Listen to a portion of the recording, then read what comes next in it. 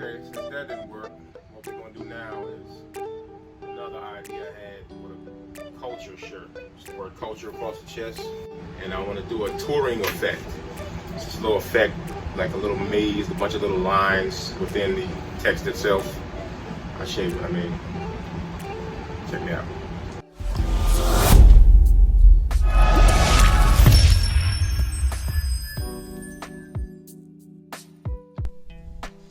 Okay folks, this is the Turing effect I was speaking of, and where I got this from, I just went into Google, typed in Turing background or Turing wallpaper, found the pattern I wanted, and I just copied it, stuck it in a silhouette studio, went to my trace feature,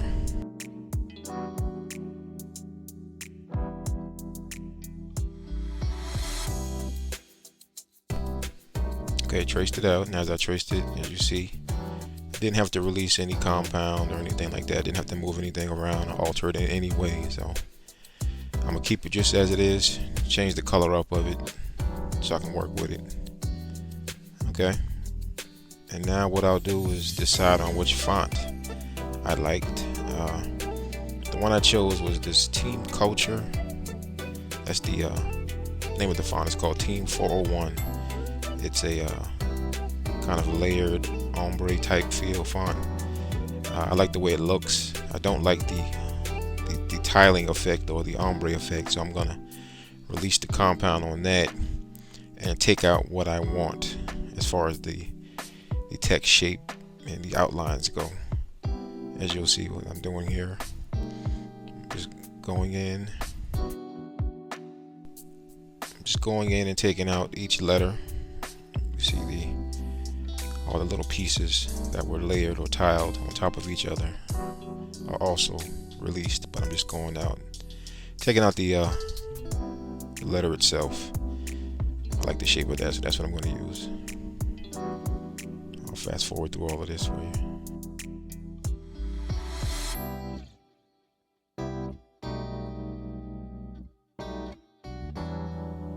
Okay, we got all that done.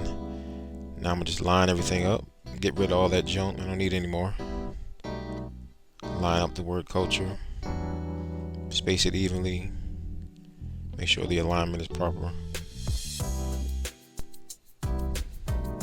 Now I'm just gonna move all that aside so I can have me a clean workspace.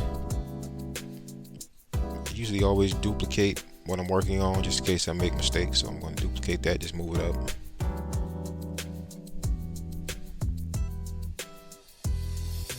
I'm going to bring down my background, the Turing background that I found, that I'm going to use, and set that over there in my duplicate just in case I need to go back to that.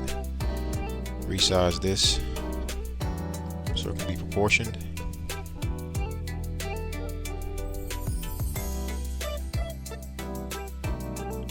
Let's bring that up front. Right now it's setting the back, so I'm going to bring it on top of culture itself. So when I modify it, you'll see what's going to happen. I'm not exactly which modify property I'm going to use. I usually just try them all out till I get the effect I want, and if I don't like it, I hit the back button. Keep doing it until I get it right.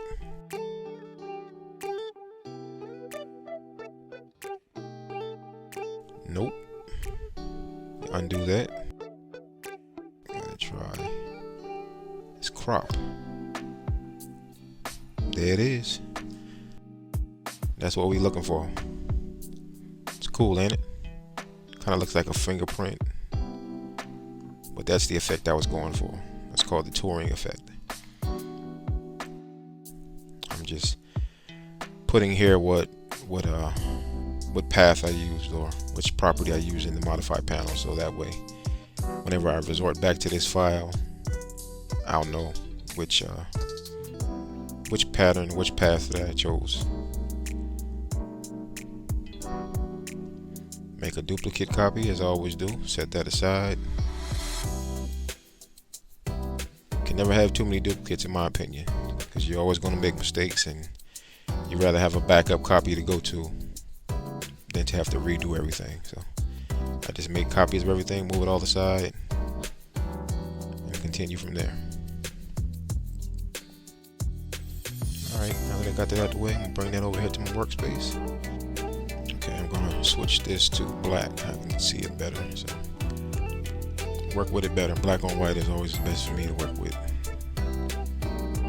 And now, this is the design itself right here. It's just this simple culture. Got to decide on how tall I want it, how wide I want it. I think I'm going to go with 5 inches across the chest. 5 by 11.5. That'll cover the whole chest area. I'm going to put it on a yellow hoodie. That's the final destination for the yellow hoodie, but I still want to see what it's going to look like on other mediums and other colors and fabrics. So I'm going to change up here the color and the background, as you will see, just to check out the different combinations and variations that we can, do with this. Right here, I'm just creating a background. Just open up a rectangle, change it to black, send it to the back. Change my culture to white so I can see it on the black background. And I'm just gonna play with it for a little while to see what I can come up with. I'll let you look at all this while I cycle through it.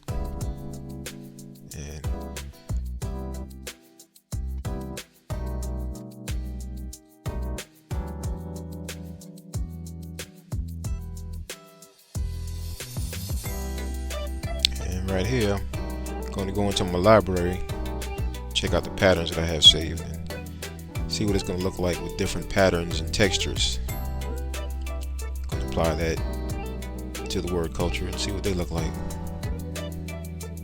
Ultimately, I'm going with the yellow hoodie with the black puff, but it doesn't hurt to see what it's going to look like for other designs.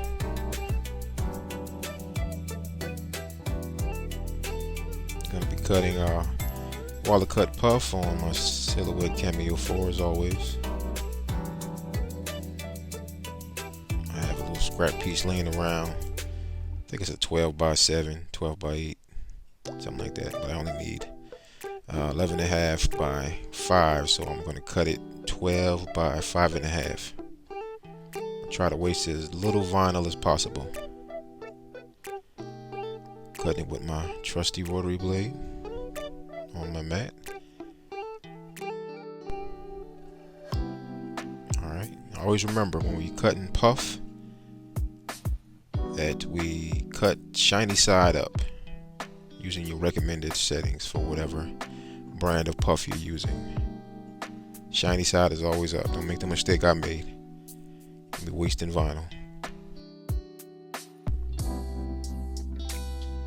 Okay, cutting is finished. Now it's time to pull it off your mat and start weeding. The weeding process for this Turing Effect is very smooth. I usually try to get it all off in one pull, as you can see, because even though it has a lot of lines and a lot of cuts and swirls and loops, it's all really one image. So I'm gonna try to get it off here in one pull without tearing it up too bad. Yeah, you can see here all the detail and all the lines and swirls and all that in there. Yeah, it's cool, right? Yeah, pretty cool to weed. Usually you look at this and be like, oh my lord, this is gonna be a hot mess, but really it isn't. As you can see, it comes off smoothly. Usually try to grab it at a corner, top corner, maybe the left or right corner. That way when you pull it at an angle, it all smoothly comes off. Check it out.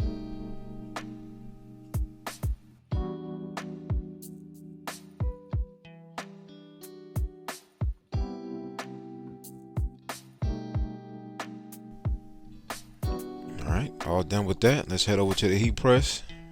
Get this thing put on this hoodie. Pull out the yellow Important Company hoodie. As you can see it's a pretty big hoodie, size 4X. I think the largest I've pressed was a 6X hoodie on this machine, so that 16 by 24 comes in handy. It's more of a light yellow, not so much of a bright yellow. Pale yellow, excuse me. Gonna get our lint brush, lint roller, get all the lint off there. We're gonna hit it with a pre-press, get any moisture out, lay it down flat, get it ready for our puffy. Alright, pre-press is done.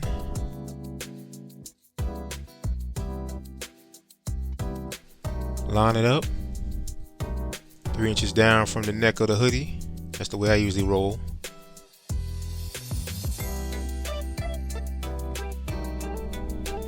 Just making sure it's centered there where I wanted that, in between the shoulder seams. Looks good to me. Now it's time to hit it with the heat.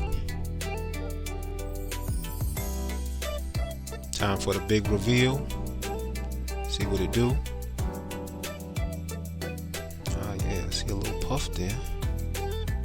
The thing is, when you do a thin puff, a thin design, that little puffs doesn't give you that big puffy bubble jacket look. Get you small, intricate, thin, puffy lines. So you can get many different types of effects with that puff, depending on the size of your design. You see that right there? Nice. Raised up off the fabric. Culture.